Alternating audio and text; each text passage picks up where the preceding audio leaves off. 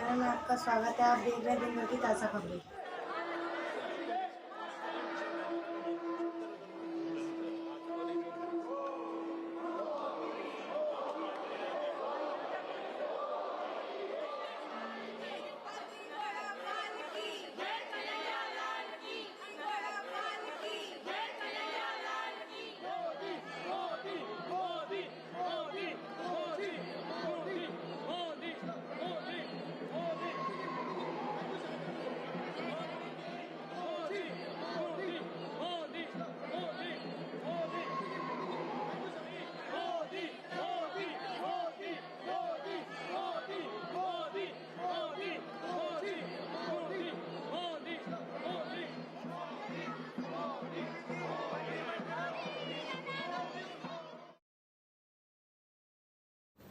Ladies and gentlemen,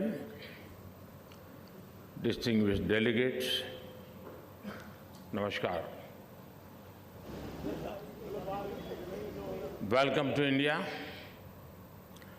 Friends, आप सभी business leaders एक ऐसे समय में भारत आए हैं जब हमारे पूरे देश में सेलिब्रेशन का माहौल है।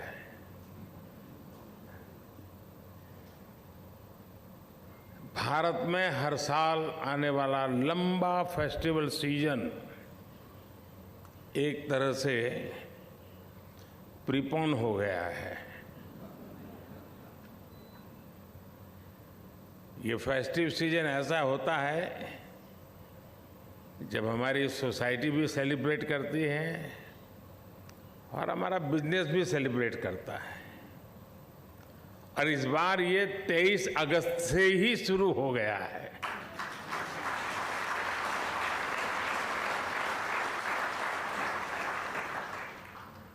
और ये सेलिब्रेशन है चंद्रमा पर चंद्रयान के पहुंचने का।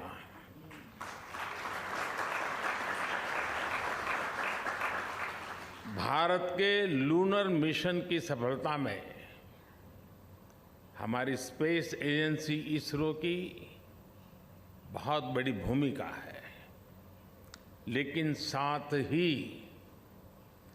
इसमें भारत की इंडस्ट्री ने भी बहुत बड़ा सहयोग किया है।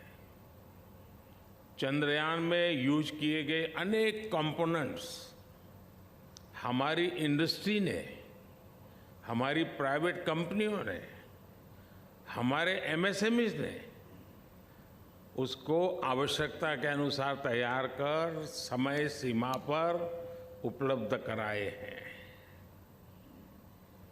यानी ये साइंस और इंडस्ट्री दोनों की सफलता है। और इम्पोर्टेंट ये भी है, इस बार भारत के साथ साथ पूरी दुनिया इसे सेलिब्रेट कर रही है।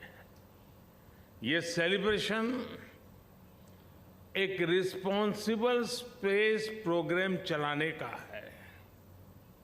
ये सेलिब्रेशन देश के विकास को एक्सेलरेट करने का है। ये सेलिब्रेशन इनोवेशन का है। ये सेलिब्रेशन स्पेस टेक्नोलॉजी के माध्यम से सस्टेनेबिलिटी और इक्वलिटी लाने का है। और यही तो इस B20 समिट की थीम है, raise.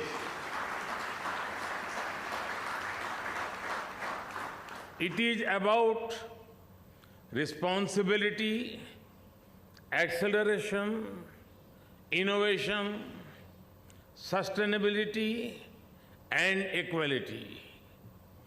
And it is about humanity. It is about one earth, one family, one future. Friends, वैसे तो B20 के थीम रेज में आई है। आई इनोवेशन को रिप्रेजेंट करता है, लेकिन मैं इसमें इनोवेशन के साथ ही एक और आई को भी देखता हूं, और ये आई है इंक्लूसिवनेस। हमने अफ्रीकन यूनियन को भी G20 की स्थायी सदस्यता के लिए इस विजन के साथ इनवाइट किया।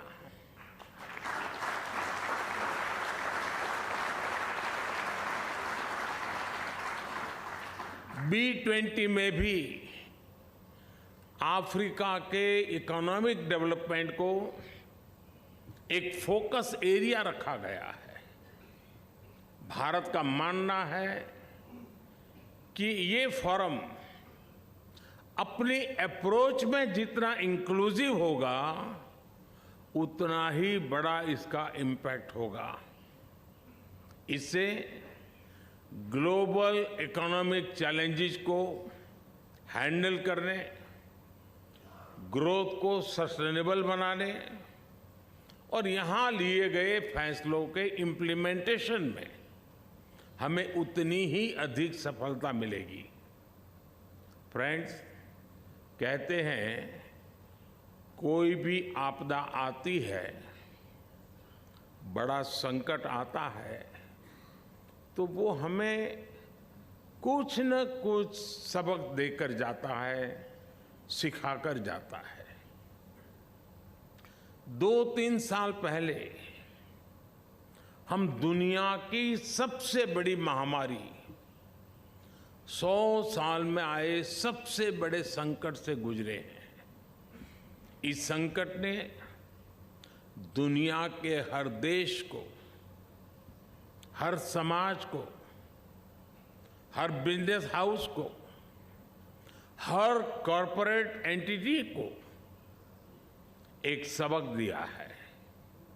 सबक ये कि हमें अब जिस चीज पर सबसे ज्यादा इन्वेस्ट करना है, वो है आपसी विश्वास, म्यूचुअल ट्रस्ट।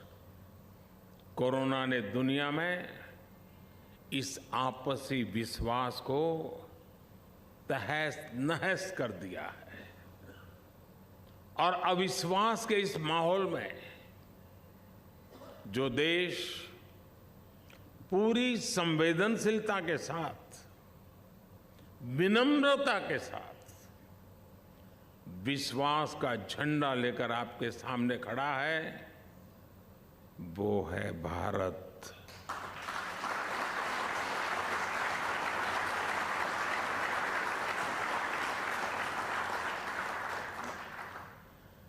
सौ साल के सबसे बड़े संकट में भारत ने जो चीज दुनिया को दी, वो है विश्वास, ट्रस्ट, म्यूचुअल ट्रस्ट। जब कोरोना के समय दुनिया को जरूरत थी, तो फार्मेसी ऑफ द वर्ल्ड के नाते भारत ने 150 से ज्यादा देशों को दवाइयां उपलब्ध कराई।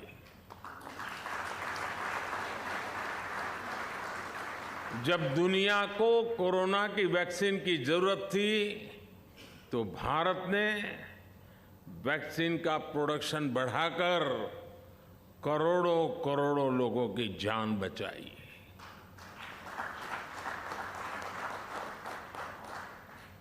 भारत की डेमोक्रेटिक वैल्यूज भारत के एक्शन में दिखती है, भारत के रिस्पॉन्स में दिखती है। भारत की डेमोक्रेटिक वैल्यूज देश के 50 से ज्यादा शहरों में हुई G20 की बैठकों में दिखाई देती है, और इसलिए भारत के साथ आपकी पार्टनरशिप बहुत महत्वपूर्ण है। आज भारत में दुनिया का सबसे युवा सबसे युवा टैलेंट है। आज भारत इंडस्ट्री 4.0 के इस दौर में डिजिटल रिवॉल्यूशन का चेहरा बना हुआ है। भारत के साथ जितनी आपकी दोस्ती मजबूत होगी, उतनी ही समृद्धि दोनों को मिलेगी। You all know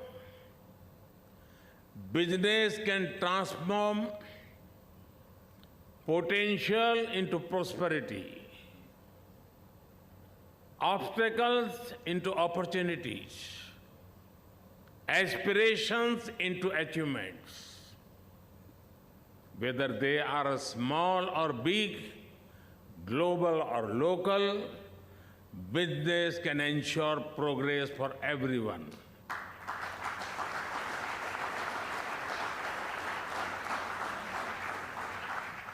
Therefore, the future of global growth is dependent on the future of business. Friends, कोविड-19 से पहले और कोविड-19 के बाद की दुनिया बहुत बदल गई है। कई चीजों में इरिवर्सिबल चेंज हम देख रहे हैं। अब जैसे ग्लोबल सप्लाई चेन को दुनिया फिर से पहले की तरह नहीं देख सकती। पहले कहा जाता था कि जब तक ग्लोबल सप्लाई चेन इफिशिएंट है, तब तक चिंता की कोई बात ही नहीं है। लेकिन ऐसी सप्लाई चेन का और ऐसी सप्लाई चेन एफिशिएंट कही जा सकती है जो तब टूट जाए, और वो भी तब जब उसकी दुनिया को सबसे ज्यादा जरूरत थी। इसलिए आज जब दुनिया इस सवाल से जूझ रही है,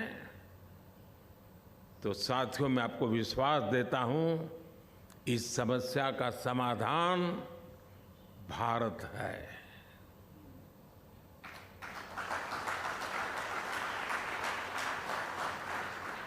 एक एफिशिएंट और ट्रस्टेड ग्लोबल सप्लाई चेन के निर्माण में भारत का अहम स्थान है, और इसके लिए ग्लोबल बिजनेस को अपनी रिस्पांसिबिलिटी आगे बढ़ाकर और आगे बढ़कर के हम सबको मिलकर के उठानी होगी। फ्रेंड्स, मुझे खुशी है कि G20 देशों के बीच बिजनेस 20 डिबेट और डायलॉग का एक वाइब्रेंट फोरम बनकर उभरा है। इसलिए जब इस मंच पर हम ग्लोबल चैलेंजेस के सॉल्यूशंस पर चर्चा कर रहे हैं, तब सस्टेनेबिलिटी बहुत अहम विषय है। हम सबको ये ध्यान रखना होगा कि सस्टेनेबिलिटी की बातें सिर्फ नियमों कानूनों तक सीमित न रहे, बल्कि ये रोजमर्रा की जिंदगी का हिस्सा बने, जीवन का हिस्सा बने। मेरा आग्रह ये है कि ग्लोबल बिजनेस को इससे एक कदम और आगे आना चाहिए। सस्टेनेबिलिटी अपने आप में अपॉर्चुनिटी भी है और एक बिजनेस मॉडल भी है। अब आप छोटा सा मैं उदाहरण देता हूं, मिलेट्स का उदाहरण समझ सकते हैं। इस वर्ष को UN international year of millets के रूप में मना रहा है। मिलेट्स सुपर फूड भी हैं, एनवायरमेंट फ्रेंडली भी हैं और छोटे किसानों को भी सपोर्ट करता है, और इसमें फूड प्रोसेसिंग बिजनेस में भी अपार संभावनाएं हैं। यानी ये लाइफस्टाइल और इकोनॉमी हर लिहाज से विन विन मॉडल है। इसी प्रकार हम सर्कुलर इकोनॉमी को भी देखते हैं। इसमें भी बिजनेस के लिए बहुत बड़ी संभावनाएं हैं। भारत में हम ग्रीन एनर्जी पर बहुत अधिक बल दे रहे हैं। हमारा प्रयास है कि सोलर एनर्जी कैपेसिटी में जो सफलता भारत को मिली है, इसको हम ग्रीन हाइड्रोजन के सेक्टर में भी दोहराएं। भारत की कोशिश इसमें भी दुनिया को साथ लेकर चलने की है और ये कोशिश इंटरनेशनल सोलर अलायंस के तौर पर भी दिखाई देती है। फ्रेंड्स, पोस्ट कोरोना वर्ल्ड में आजकल हम देखते हैं कि अपनी हेल्थ को लेकर सभी बहुत कॉन्शियस हो गए हैं। हेल्थ कॉन्शियसनेस डाइनिंग टेबल पर तो तुरंत दिखती है। जब हम कुछ खरीदते हैं, जो खाते हैं, जो काम करते हैं, हर चीज में ये जरूर देखते हैं कि इसका हेल्थ पर क्या प्रभाव पड़ेगा। हर कोई सोचता है कि कहीं मुझे तकलीफ तो नहीं हो जाएगी, लंबे समय मुझे मुश्किल तो नहीं हो जाएगी। हमें सिर्फ आज की चिंता नहीं होती, बल्कि ये भी सोचते हैं कि आगे चलकर भी इसका क्या प्रभाव होगा।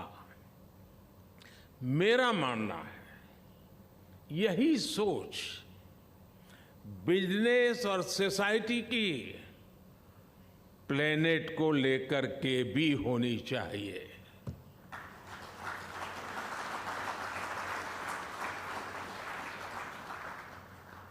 जितनी चिंता मुझे मेरे हेल्थ के लिए हो और मेरी रोजमर्रा की जिंदगी में वो मेरा तराजू हो, तो मेरे रोजमर्रा की जिंदगी में प्लेनेट को क्या इम्पैक्ट होगा, उसकी हेल्थ का क्या होगा, यह भी तो हमारी जिम्मेवारी है। हर फैसले से पहले ये जरूर विचार किया जाना चाहिए कि इसका हमारी धरती पर क्या असर होगा। मिशन लाइफ यानी लाइफस्टाइल फॉर एनवायरनमेंट के पीछे यही भावना है। इसका मकसद दुनिया में प्रो प्लेनेट पीपल, इस प्रकार का एक समूह तैयार करना, एक आंदोलन खड़ा करना है। हर लाइफस्टाइल डिसीजन का बिजनेस वर्ल्ड पर कुछ न कुछ प्रभाव जरूर पड़ता है। जब लाइफस्टाइल और बिजनेस दोनों प्रो प्लेनेट होंगे तो अनेक समस्याएं वैसे ही कम हो जाएगी। हमें इस बात पर बल देना होगा कि अपने जीवन, अपने बिजनेस को हम कैसे एनवायरनमेंट के हिसाब से डालें। भारत ने बिजनेस के लिए ग्रीन क्रेडिट का फ्रेमवर्क तैयार किया है। हम लोग इतने दिनों से कार्बन क्रेडिट में ही उलझे हुए हैं और कुछ लोग कार्बन क्रेडिट का मजा भी ले रहे हैं। मैं दुनिया के सामने ग्रीन क्रेडिट की बात लेकर के आया हूं। ग्रीन क्रेडिट जो प्लेनेट पॉजिटिव एक्शन पर जोर देता है। मैं ग्लोबल बिजनेस के सभी दिग्गजों से आग्रह करता हूं, कोई इससे जुड़े और इसे एक ग्लोबल मूवमेंट बनाएं। फ्रेंड्स, हम बिजनेस की ट्रेडिशनल अप्रोच पर भी विचार करना होगा। हम सिर्फ अपने प्रोडक्ट, अपने ब्रांड, अपनी सेल की चिंता तक सीमित रहे, ये काफी नहीं है। एक बिजनेस के रूप में हमें एक ऐसा इकोसिस्टम बनाने पर भी बल देना होगा जो लॉन्ग टर्म में भी लाभ देता रहे। अब जैसे भारत ने बीते समय में जो पॉलिसी इंप्लीमेंट की है, उनके कारण सिर्फ 5 वर्ष में ही लोग करीब करीब 13.5 करोड़ से ज्यादा लोग गरीबी से बाहर आए हैं।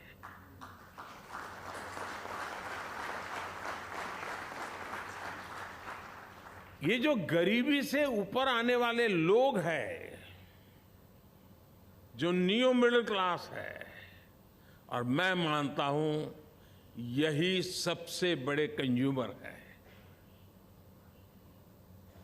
क्योंकि वो एक नए एस्पिरेशंस के साथ आते हैं।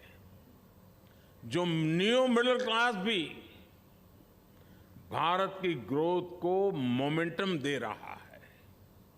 यानी सरकार ने गरीबों के लिए जो काम किया, उसके नेट बेनिफिशियरी हमारे मिडिल क्लास भी हैं और हमारे एमएसएमईज भी हैं। कल्पना कीजिए कि प्रो पुअर गवर्नेंस पर फोकस करने से आने वाले 5-7 साल में कितना बड़ा मिडिल क्लास तैयार होने वाला है।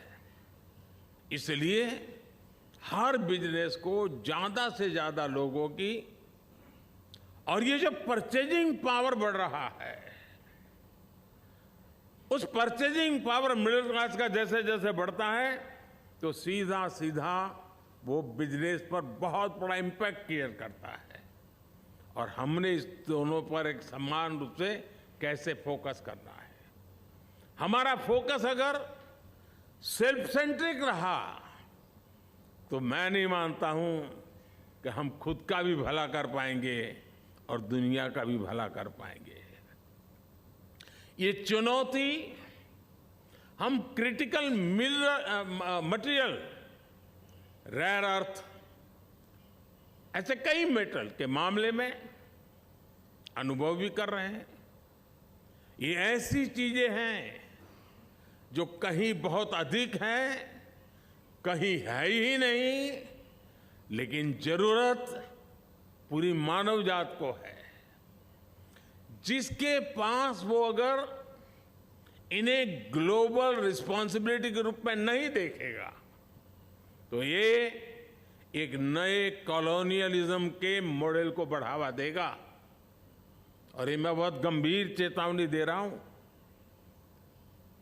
फ्रेंड्स, ये profitable market can be sustained when there is a balance in the interest of producers and consumers. This also applies to nations. Treating other countries only as a market will never work. It will harm even the producing countries sooner or later. Making everyone equal partners in progress is the way forward. There are many global business leaders here. Can we all give more thought to how to make business more consumer-centric? These consumers could be individuals or countries. Their interests need to be taken care of as well. Can we think of some sort of a yearly campaign for this? Every year, can global business come together to pledge themselves for the good of the consumers and their markets? साथियों, क्या दुनिया भर में सारे business मिलकर साल का कोई ऐसा दिन तय कर सकते हैं जिसे कंज्यूमर को समर्पित किया जा सके? दुर्भाग्य देखिए, हम कंज्यूमर राइट्स की बात करते हैं, कंज्यूमर राइट्स का डे भी मनाता है दुनिया, उनको करना पड़ रहा है। क्या हम इस चक्र को बदल करके जैसे कार्बन क्रेडिट छोड़ करके ग्रीन क्रेडिट पर जाएं, वैसे कंज्यूमर राइट डे की दुनिया पर मजबूरी के बजाय हम कंज्यूमर केयर की बात करने का नेतृत्व ले सकते हैं।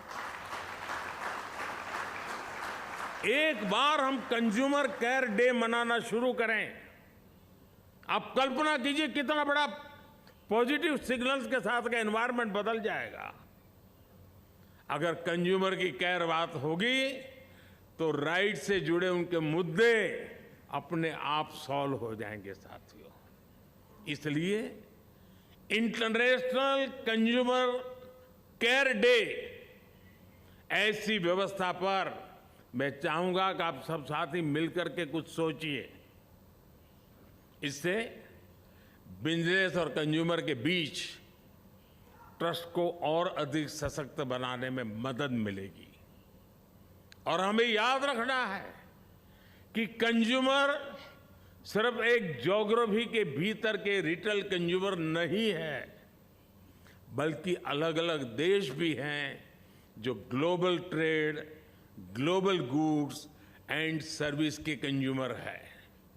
साथियों, आज जब दुनिया के बड़े बिजनेस लीडर्स यहां जुटे हैं, तब हमारे सामने कुछ और बड़े सवाल भी हैं। इन सवालों के उत्तर से ही बिजनेस और ह्यूमैनिटी का भविष्य तय होगा।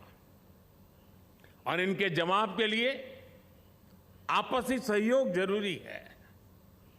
चाहे क्लाइमेट चेंज का विषय हो, एनर्जी सेक्टर की क्राइसिस हो, फूड सप्लाई चेन का असंतुलन हो, वाटर सिक्योरिटी हो, साइबर सिक्योरिटी हो, ऐसे कितने ही विषय हैं जो बिजनेस पर बड़ा इंपैक्ट डालते हैं। इससे मुकाबला करने के लिए हमें अपने साझा प्रयास बढ़ाने होंगे। समय के साथ अब हमारे सामने ऐसे विषय भी जुड़ते जा रहे हैं जिनके बारे में 10-15 साल पहले कोई सोच भी नहीं सकता था। अब जैसे क्रिप्टो करेंसी से जुड़ी चुनौती है, इस मामले में ज्यादा से ज्यादा इंटीग्रेटेड अप्रोच की जरूरत है। मैं समझता हूं इसके लिए एक ग्लोबल फ्रेमवर्क बनाया जाना चाहिए जिसमें सभी स्टेक होल्डर्स का ध्यान रखना चाहिए। आर्टिफिशियल इंटेलिजेंस को लेकर भी इसी प्रकार की अप्रोच की जरूरत है। आज एआई को लेकर दुनिया बहुत एक्साइटमेंट देख ही रही है, लेकिन एक्साइटमेंट के बीच कुछ एथिकल कंसिडरेशन भी है। स्किलिंग और रिस्किलिंग को लेकर एल्गोरिदम बायस और सोसाइटी पर उसके प्रभाव को लेकर चिंता ही जताई जा रही है। ऐसे विषयों को भी हम सबने मिलकर के हल करना होगा। ग्लोबल बिजनेस कम्युनिटीज और सरकारों को मिलकर के ये सुनिश्चित करना होगा कि एथिकल एआई को विस्तार मिले। हमें अलग अलग सेक्टर्स में पोटेंशियल ड्यूरेशंस को भांपना होगा। डिसरप्शन हर बार नजर आ रहा है और हम सोचते हैं, हिसाब लगाते हैं, उससे ज्यादा डिसरप्शन का स्केल, उसका व्याप और उसकी गहराई गंभीर होती जा रही है। इस समस्या का ग्लोबल फ्रेमवर्क, उसके तहत समाधान निकालना होगा। और साथियों, ऐसा नहीं है कि ऐसी चुनौतियां हमारे सामने पहली बार आई है। जब एविएशन सेक्टर बढ़ रहा था, जब फाइनेंशियल सेक्टर बढ़ रहा था, तब भी दुनिया ने ऐसे फ्रेमवर्क बनाए हैं। इसलिए आज मैं B20 को यह आह्वान करूंगा कि नए विषयों पर भी मंथन करे, चिंतन करे। Friends, business have successfully gone beyond borders and boundaries. Now is the time to take business beyond just the bottom line.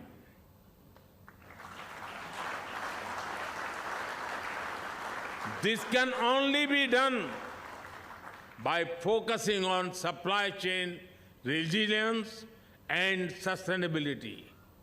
I'm sure that the B20 summit has paved the way for a collective transformation. Let us remember that a connected world is not just about connection through technology. It is not only about shared social platforms, but also about our shared purpose, shared planet, shared prosperity, and shared future. Thank you very much.